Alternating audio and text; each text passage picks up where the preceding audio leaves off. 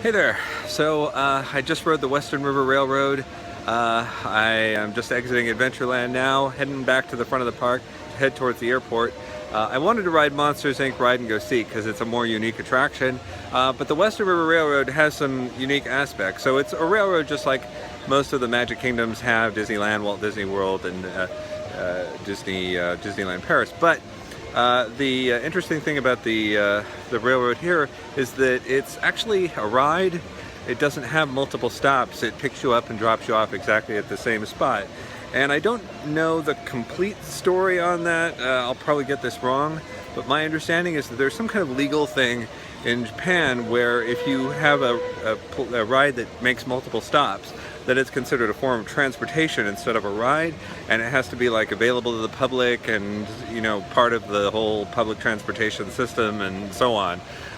So when they built this park, instead of having the ride, or instead of having the train rather circle the entire park, all it does is actually circle what we would call the rivers of America, where the paddle wheel boat goes and all that.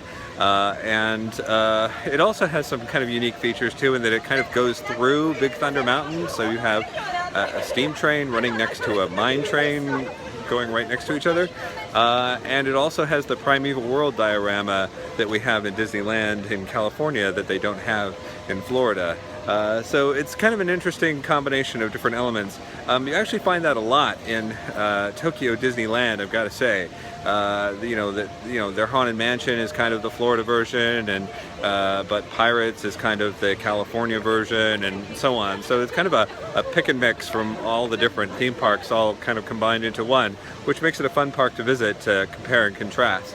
But the Western River Railroad, I think, it's skirting the line, but I think it's unique enough that I can get away with calling it a unique attraction. So now it's back to the airport.